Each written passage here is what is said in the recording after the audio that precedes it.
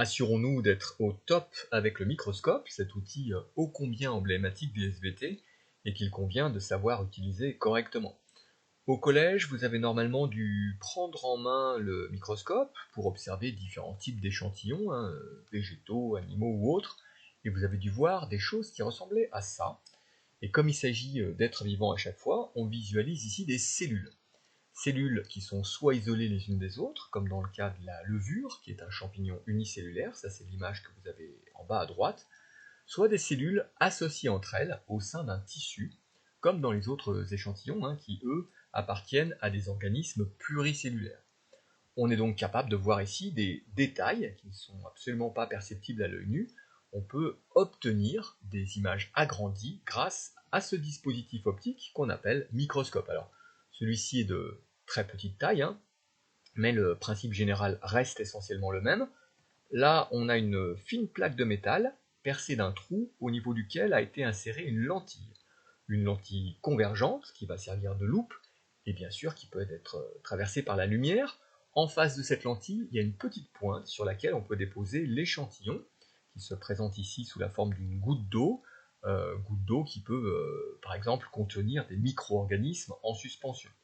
La lumière traverse la goutte d'eau, puis la lentille, et si on place son œil de ce côté, on verra une image agrandie de l'échantillon.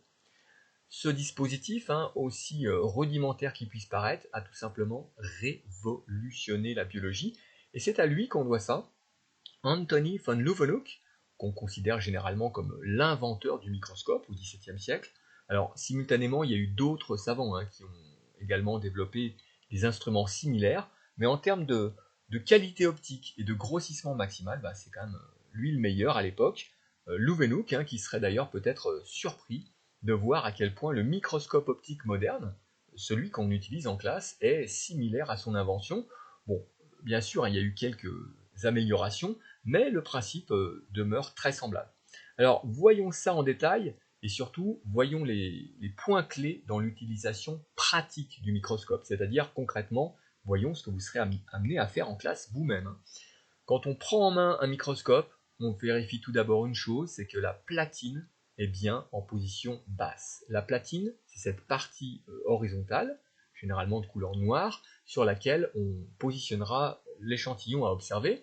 Si la platine n'est pas déjà en position basse, vous avez une molette de réglage qui va vous permettre de modifier sa hauteur. Il suffit de la tourner comme ceci, dans un sens ou dans l'autre, pour abaisser ou au contraire élever la platine. Plus précisément, vous avez ce qu'on appelle une vis macrométrique, une vis micrométrique. Vous voyez que la vis macro permet de déplacer verticalement la platine très vite, tandis que la vis micro permet un déplacement beaucoup plus progressif et donc est surtout utile pour des réglages fins qu'on verra tout à l'heure. Deuxième point de vigilance, c'est la nature de l'objectif qui est en place. On commence toujours avec le plus petit objectif, celui qui permet le grossissement le plus faible, typiquement x4. Les objectifs sont situés à cet endroit, il y en a généralement 3 ou 4, et le petit, c'est celui-ci, qui porte une bague de couleur rouge et dont le grossissement est indiqué ici. On lit bien 4x sur le côté. Il est maintenant temps de placer l'échantillon sur la platine. L'échantillon, par exemple un fragment de feuille d'un végétal vert. Cet échantillon, soit c'est vous qui l'avez préparé, soit on vous l'a fourni tel quel, prêt à l'emploi. Mais dans tous les cas, il est placé sur une lame de verre et il est recouvert par une lamelle en verre elle aussi, mais beaucoup plus fine. Donc l'échantillon, il est en quelque sorte en sandwich et c'est ce montage que vous allez placer directement sur la platine en veillant à ce que l'échantillon soit bien au centre, en face du trou de la platine qui laisse passer la lumière, bien sûr. Pour plus de sûreté, il est recommandé de fixer la lame sur la platine à l'aide de petites pattes métalliques qu'on voit de part et d'autre et qu'on appelle des valets. On allume ensuite la lumière au niveau du socle du microscope. Vous avez tout simplement une ampoule émettrice de lumière blanche avec un interrupteur on-off.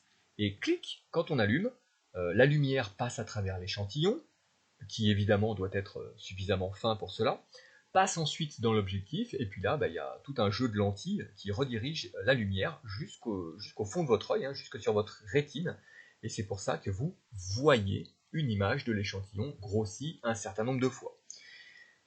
Cette portion du microscope là, en face de laquelle vous positionnez votre œil, s'appelle l'oculaire. Ça ressemble à ça, c'est aussi une lentille dont la puissance est indiquée ici. 10x, ça signifie que l'oculaire, à lui seul, permet d'agrandir l'image 10 fois.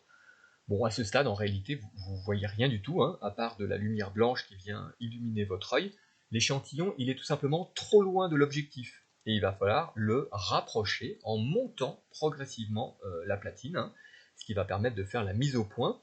Le microscope, hein, si on simplifie un peu, c'est un système optique composé de deux lentilles convergentes. La première, c'est l'objectif, et la seconde, c'est l'oculaire. Et si vous voulez que l'image de l'objet soit nette, il faut placer celui-ci à une distance bien précise de l'objectif, et c'est justement ce que vous faites en remontant la platine. Vous faites ça en tournant la molette de réglage, comme on l'a vu tout à l'heure, et impérativement, vous faites ça tout en regardant à travers l'oculaire, hein, en même temps, pour ne pas rater la position à laquelle l'image devient parfaitement nette. Une fois que vous avez une image qui commence à être exploitable, c'est le moment de faire les derniers réglages plus fins, ajuster la netteté à l'aide de la vis micrométrique. Donc là, l'image est floue, là, elle est nette, et puis redevient floue lorsque je bouge à nouveau la platine. Vous voyez, il faut vraiment y aller très progressivement et faire le point sur les éléments qui sont intéressants, hein. Ici, par exemple, vous voyez des chromosomes qui sont bien visibles dans des cellules qui se divisent. On peut jouer aussi sur la luminosité. Vous avez généralement un variateur d'intensité lumineuse, mais aussi, juste en dessous de la platine, un condenseur et un diaphragme qui vont vous permettre de jouer sur les contrastes. Alors ça, il faut un peu tâtonner, hein, jusqu'à obtenir le meilleur rendu possible. Il ne faut pas hésiter non plus à déplacer la lame, hein, et à la parcourir jusqu'à trouver le champ microscopique le plus intéressant ou le plus représentatif. Et enfin, si c'est utile, vous pouvez passer au grossissement supérieur, c'est-à-dire que vous allez changer d'objectif, vous allez permuter les positions. Il y a une tourelle pour ce faire, que vous pouvez tout simplement tourner à la main. On passe alors à l'objectif 10x, qui possède une bague jaune, et puis après 40x en bleu, et même parfois 100x en blanc. À chaque fois que vous changez d'objectif, il faudra bien sûr réajuster la mise au point, et puis en fonction du degré de précision dont vous avez besoin, hein, selon si vous voulez regarder la structure générale d'un organe ou d'un tissu, ou au contraire, si vous voulez plutôt observer des constituants intracellulaires, eh bien le niveau de zoom sera bien évidemment différent. Gardez bien aussi à l'esprit que le grossissement total que vous utilisez pour votre observation, c'est le produit du grossissement de l'objectif par la puissance de l'oculaire. Donc par exemple, si vous utilisez le petit objectif 4x avec un oculaire 10x, le grossissement final, ça sera 4 multiplié par 10, ce qui est égal à 40. Donc l'image de l'objet sera globalement grossie 40 fois par rapport à la réalité. Et on peut aller comme ça jusqu'à 1000 fois, si toutefois on dispose d'un objectif x100. Essentiellement, ce qu'il faut retenir, c'est que quand on fait des prélèvements ou qu'on réalise des coupes d'échantillons, on est à l'échelle centimétrique, tandis que grâce au grossissement du microscope, on peut visualiser des structures à l'échelle du micromètre. Une cellule, hein, ça vous le savez, c'est l'unité structurale et fonctionnelle du vivant.